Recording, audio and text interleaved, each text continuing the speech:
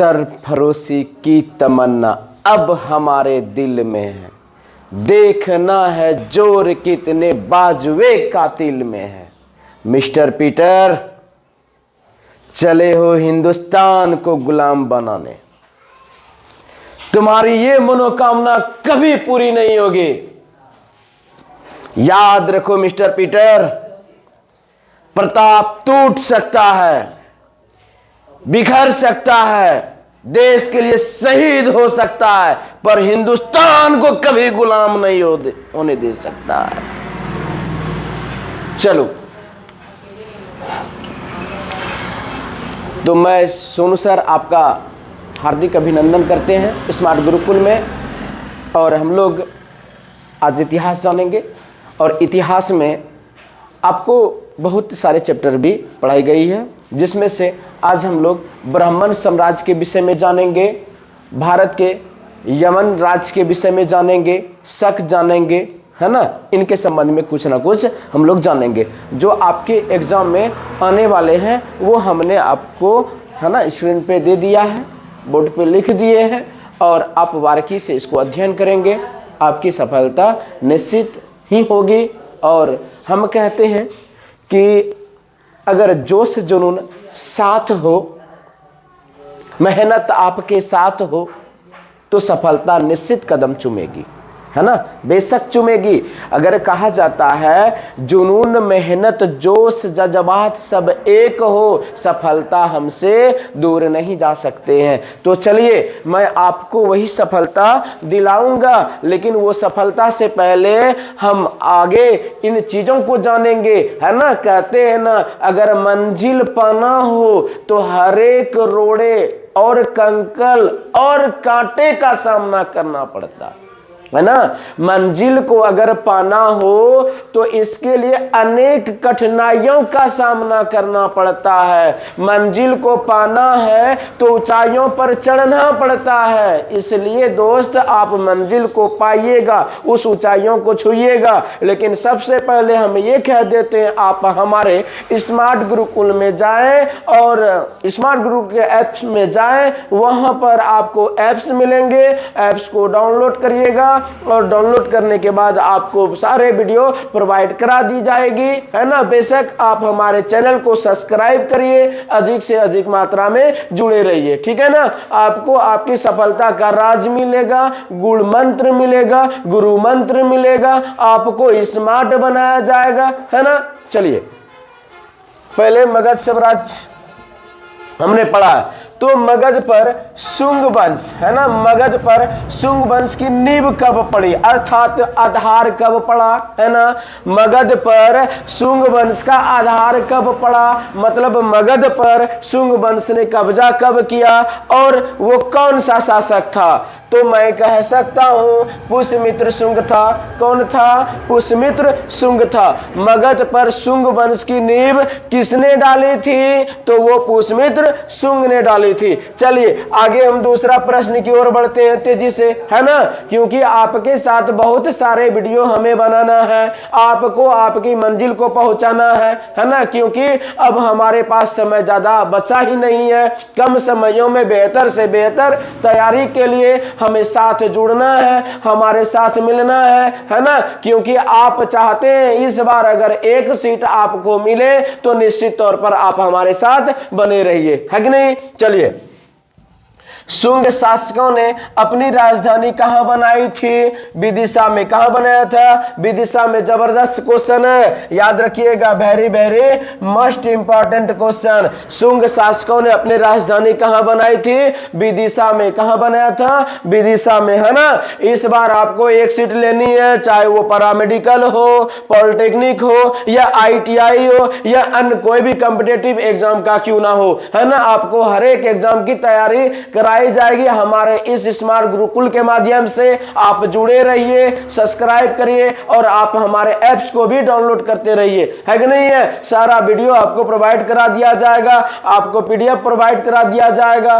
है कि नहीं। जहां भी डाउट हो आप कमेंट्स के जरिए हमें बताइए, मैं बिल्कुल उस कमेंट के जरिए ही आपको समाधान करा दूंगा, ठीक है ना। चलिए,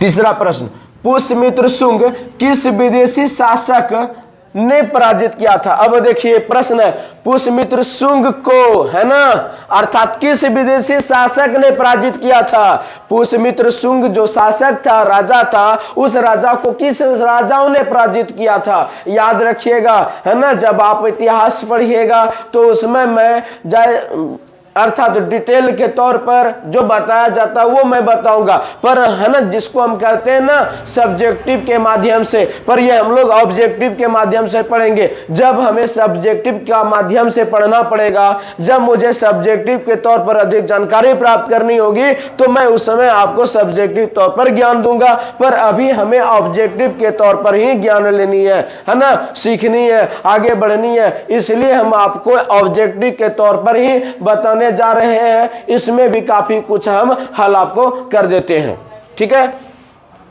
तो शुंग शासकों ने अपनी राजधानी कहां बनाई थी? विदिशी। कहां बनाया था? विदिशी, है ना। चलिए, अर्थात हम आगे पढ़ते हैं, पुष्यमित्र शुंग किस विदेशी शासक ने पराजित किया था? तो मिनांडर ने। वो मिनांडर विदेशी शासक था, उन्होंने पुष्यमित्र शुंग को हराया था, जिसने अपनी राजधानी कहां बनाया था? विदिशा बनाया था। कहां बनाया था? विदिशा, है ना। विदिशा जो बनाया था उनको मिनांडर ने हराया। वो मिनांडर कहां थे, है ना, कहां थे? विदेशियन शासक थे, यमन के। कहां के थे? यमन के, ठीक है। चलिए आगे हम लोग पढ़ते हैं चौथा प्रश्न, पुष्यमित्र शुंग ने कितने बार अश्वमेध यज्ञ किया था? याद रखिएगा, ये ऐसे छोटे प्रश्न आपके एग्जाम में देखने को मिलता है ना। कहा जाता है जो देखन में छोट लगे घाव करे गंभीर। याद रखिएगा, छोटे को कम में मत आंकना है ना, छोटे को कम में मत आंकना है। तो पुष्यमित्र शुंग ने कितने अश्वमेध करवाए थे? अश्वमेध, है ना, अर्थात वो 2 बार करवाए थे। कितने बार? 2 बार, याद रखिएगा। अगला प्रश्न है, भरहुत अस्फुट का निर्माण किसने करवाया था? तो वो पुष्यमित्र शुंग ने करवाया था। किसने करवाया था? पुष्यमित्र शुंग ने। भरहुत स्तूप का निर्माण, स्तूप मतलब टीला, भरहुत नाम है ना, उस नाम के टीलाओं का नामांकन किसने किया था? तो वो पुष्यमित्र शुंग ने किया था। किसने किया था? पुष्यमित्र शुंग ने किया था। याद रखिएगा, जबरदस्त प्रश्न है, आपके एग्जाम में देखने को मिल सकता है। चलिए आगे छठवां प्रश्न पढ़ते हैं, शुंग वंश का अंतिम शासक कौन था? देवभूति। यह भी जबरदस्त क्वेश्चन है, याद रखिएगा। और जितने भी मैंने आपके सामने प्रश्न लाए हैं, या आपके प्रश्न आने वाले एग्जाम में देखने को बेशक मिल सकता है, याद रखिएगा, ठीक है ना। शुंग वंश का अंतिम शासक कौन था? तो देवभूति था, ठीक। चलिए आगे पढ़िए, देवभूति की हत्या किसने किया था? ये वासुदेव ने किया था। अगर हत्या में से कोई प्रश्न आए तो याद रखिएगा कि देवभूति की हत्या, अर्थात देवभूति जो था, शासक जो था, इसकी हत्या किसने किया था? वासुदेव ने किया था। और जानते हैं ना, देवभूति शुंग वंश का अंतिम शासक था। कौन सा शासक था? अंतिम शासक था। चलिए आगे पढ़ते हैं अगला प्रश्न की ओर। कर्ण वंश का अंतिम राजा कौन था? वो सुशर्मा हुआ था। कर्ण वंश, है ना, याद रखिएगा। कर्ण वंश हो गया, कुषाण वंश हो गया, शक वंश हो गया, इन सभी वंशों का प्रथम और अंतिम राजा याद रख लीजिएगा। यहीं से आपके एग्जाम में प्रश्न देखने को अवश्य मिलेंगे, है कि नहीं। चलिए, तो कर्ण वंश की अंतिम शासक कौन था, मतलब कि राजा कौन था? तो वो सुशर्मा हुआ। कौन सा हुआ? सुशर्मा। कौन सा? सुशर्मा ना नाम था, याद रखिएगा। चलिए अगला प्रश्न की ओर बढ़ते हैं, सातवाहन वंश का प्रमुख शासक कौन था? है ना, देखिए सातवाहन वंश में कई शासक थे, पर प्रमुख आप जानते हैं, जो हेड हो, जो बढ़िया हो, जो सबसे सुंदर हो, वह होता है प्रमुख। तो वो कौन था? सिमुक था। कौन था? सिमुक जी थे, याद रखिएगा, भूलिएगा नहीं। चलिए 10वां प्रश्न की ओर बढ़ते हैं, सतकर्णी ने कितने अश्वमेध यज्ञ करवाए थे और कितने राजसूय यज्ञ करवाए थे? इन दोनों यज्ञों में से एक प्रश्न आपके जरूर एग्जाम में देखने को मिल सकता है, बेशक यकीनन मिल सकता है, याद रखिएगा, ध्यान में रखिएगा। चलिए, तो 2 अश्वमेध यज्ञ हुआ था और 1 राजसूय यज्ञ हुआ था, याद रखिएगा, है ना। कौन सा? राजसूय, रज नहीं राजसूय यज्ञ होता है। सातकर्णी ने अपने अश्वमेध यज्ञ और कितने, यानी सातकर्णी ने कितने अश्वमेध यज्ञ और कितने राजसूय यज्ञ करवाए थे? तो कितने करवाए थे? 2 एवं 1, 2 अश्वमेध यज्ञ और 1 राजसूय यज्ञ, ध्यान रखिएगा। चलिए अब आगे हम लोग आते हैं 11वां प्रश्न की ओर। सातवाहनों की भाषा कैसी थी? याद रखिएगा, very very most important question है ना, जबरदस्त क्वेश्चन है और आपके एग्जाम में जरूर देखने को मिल सकता है ना, याद रखिएगा। चलिए, तो सातवाहन की भाषा अगर बात पूछी जाए ना तो बताइएगा उसकी भाषा प्राकृत भाषा थी। कैसी भाषा थी? प्राकृत भाषा थी। और अगर लिपि के बारे में पूछा जाए तो ब्राह्मणी लिपि थी, है ना। कैसी लिपि थी? ब्राह्मणी लिपि थी। याद रखिएगा, जबरदस्त प्रश्न है। ऐसे ही प्रश्न हमारे एग्जाम में देखने को मिलता है, याद रखिएगा। ये प्रश्न जितने भी हैं सारे इंपॉर्टेंट हैं, लेकिन याद रखिएगा राज सर का आप जरूर है ना शाम में लाइव होइएगा, इसका डिस्कशन सहित आपको अधिक से अधिक क्वेश्चन और भी देखने को मिलेंगे, है ना। आप स्मार्ट गुरुकुल के ऐप्स में जरूर जाइएगा, चैनल को सब्सक्राइब करिएगा और अगर आप अपने है ना वीडियो को लेना चाहते हैं, खरीदना चाहते हैं, है ना, तो आप हमारे ऐप्स को जरूर डाउनलोड करिएगा, है ना। आपको सारा पीडीएफ प्रोवाइड करा दी जाएगी, आपको उपलब्ध करा दी जाएगी, है कि नहीं। चलिए, यही नहीं, आपको यकीनन जो आप चाहते हैं वो हमारे स्मार्ट गुरुकुल आपको जरूर दिलाएगी, है ना। आप हमारे साथ यकीनन जुड़े रहिए। चलिए आगे बढ़ते हैं।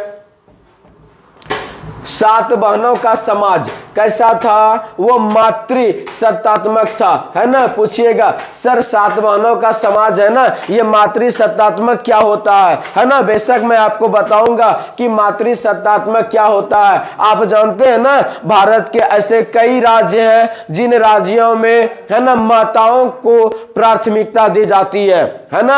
अर्थात कहने का मतलब है घर की मालकिन है ना माता होती है।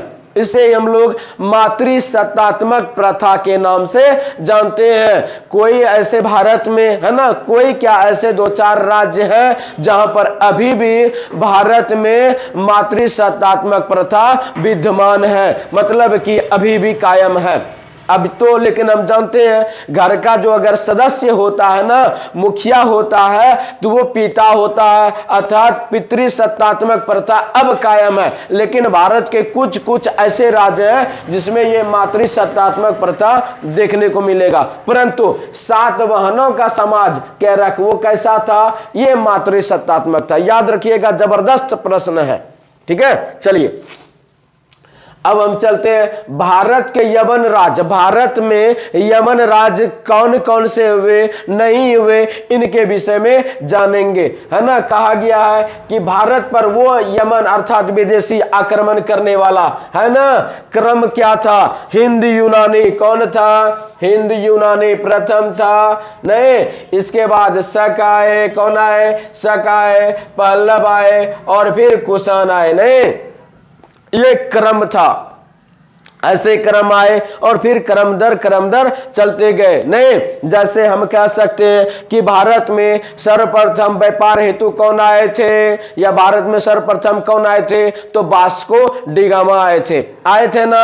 वास्को डिगामा के बाद कौन आए थे? डच आए थे। डच के बाद कौन सा आए? अंग्रेज आए, है ना। अंग्रेज आए, अंग्रेज के बाद कौन सा आए? फ्रांसीसी आए, है ना। इसके बाद अन्य कोई आए, लेकिन सबसे बाद में कौन गए थे? अंग्रेज गए, क्योंकि अंग्रेज अपने आप को बड़ा काबिल समझता था, है ना। अंग्रेज अपने आप को बड़ा काबिल समझता था, इसलिए कहते हैं ना कि सोनू सर मिट सकता है, झुक सकता है, टूट सकता है, पर हिंदुस्तान को कभी गुलाम नहीं होने दे सकता है। समझ गए ना। याद रखिएगा, हमारे हिंदुस्तान अपना हिंदुस्तान है। आजादी के एक एक मिसाल को हम कायम करेंगे और अपने देश को है ना कुर्बान, देश के लिए कुर्बान कर देंगे, पर देश को कुर्बान नहीं होने देंगे। याद रखिएगा दोस्त, है ना। एक क्रांतिकारी बनना है, एक जुनून लाना है, मन में वो जुनून की मसाल को कायम करना है ना। अगर ये मसाल कायम हो गए तो ये मसाल कभी बुझने वाला नहीं है। जो देश में क्रांति लाएगा, है ना। चलिए, मैं भी आपके भीतर क्रांति लाना चाहता हूं, है ना। जैसी जिस प्रकार की आग मेरे अंदर भड़क रही है, मैं भी आपके अंदर ऐसी ही आग देखना चाहता हूं, है ना। इसलिए आप बेशक हमारे इस आग से बचिए और आप खुद के अंदर, अपने आप के अंदर आग लाइए, है ना। तभी आप दूसरे को जला सकते हैं, नहीं तो खुद जल जाइएगा। याद रखिएगा दोस्त। चलिए आगे बढ़ते हैं कि भारत पर सबसे पहले आक्रमण किस शासकों ने किया था। तो देखिए, बैक्ट्रिया के शासक थे, कौन थे? डेमेट्रियस। कौन थे? डेमेट्रियस। याद रखिएगा, भारत पर सबसे पहले आक्रमण किस शासकों द्वारा किया गया था? बैक्ट्रिया के शासक डेमेट्रियस द्वारा। कब किया गया था? 190 ईस्वी पूर्व में, है ना। 190 ईसा पूर्व की बात है। उन्होंने, किसने? बैक्ट्रिया के शासक डेमेट्रियस था, इन्होंने भारत पर क्या किया? सर्वप्रथम आक्रमण कर दिया। चलिए अब देखिए, पाया क्या, पाया नहीं पाया, है ना। इसके विषय में हम बहुत कुछ चर्चाएं करेंगे, पर जहां तक आक्रमण की बात है, सबसे पहले इन्होंने ही किया था। ठीक है, चलिए आगे प्रश्न की ओर बढ़ते हैं। भारत में सबसे पहले सोने के सिक्के जारी किस शासकों ने किया था? हिंद यूनानियों ने। किसने किया था? हिंद यूनानियों ने किया था। कि भारत में सोने का सिक्का किसने जारी किया था?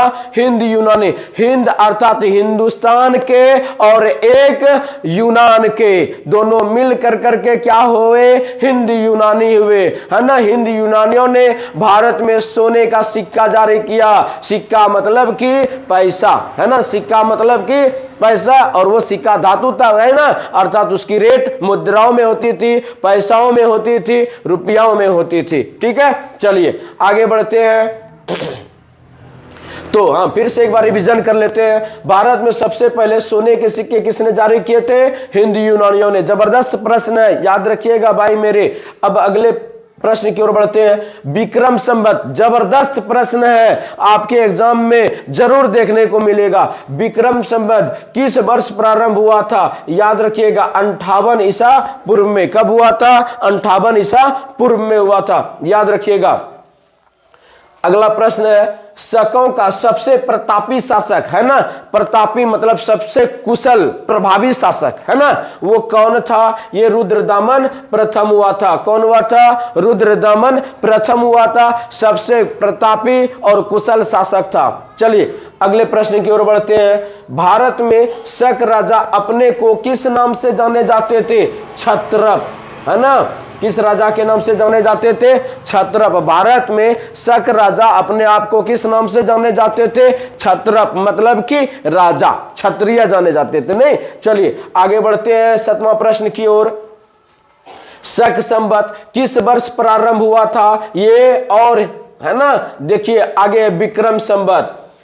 प्रश्न नंबर 4 और प्रश्न संख्या 7। देखिए ये दोनों प्रश्न, इस दोनों प्रश्न में याद रखिएगा, नोट कर लीजिएगा, जबरदस्त है और आपके एग्जाम में जरूर देखने को मिलेगा, है ना। विक्रम संवत और शक संवत, कंफ्यूज मत होइएगा, है ना। विक्रम 58 ईसा पूर्व और शक संवत जो हुआ था ये 78 ईस्वी में हुआ था। कब हुआ था? 78 ईस्वी में हुआ था। किसके समय में हुआ था? कनिष्क के समयों में हुआ था। कनिष्क उस समय शासक था, याद रखिएगा, ठीक है ना। और अंतिम प्रश्न अब बढ़ते हैं। बौद्ध धर्म की भाषा, अर्थात बौद्ध धर्म की चौथी, है ना, भाषा नहीं, बौद्ध धर्म की चौथी बौद्ध संगति, याद रखिएगा। बौद्ध धर्म की चौथी बौद्ध संगति जो हुई थी ना, वो कहाँ हुई थी? कुंडलवन, जम्मू कश्मीर में हुई थी। प्रथम शताब्दी में हुआ था और कनिष्क के समय में हुआ था। किस राजा के समय में? कनिष्क के समय में। और अध्यक्ष अगर बात किया जाए तो ये वसुदेव थे। कौन थे? वसुदेव थे। ठीक है, याद रखिएगा, जबरदस्त प्रश्न है। आपके प्रश्न अब समाप्त होते हैं, है ना। देखिए एक बार पुनः हम कह देते हैं, बौद्ध धर्म की चौथी बौद्ध संगति किसके समय में हुई थी? ये कनिष्क के समय में हुई थी और अध्यक्ष कौन था? वसुदेव था, याद रखिएगा, है ना। विशेष मैं आप से चर्चाएं करेंगे, लेकिन अगले क्लास में करेंगे।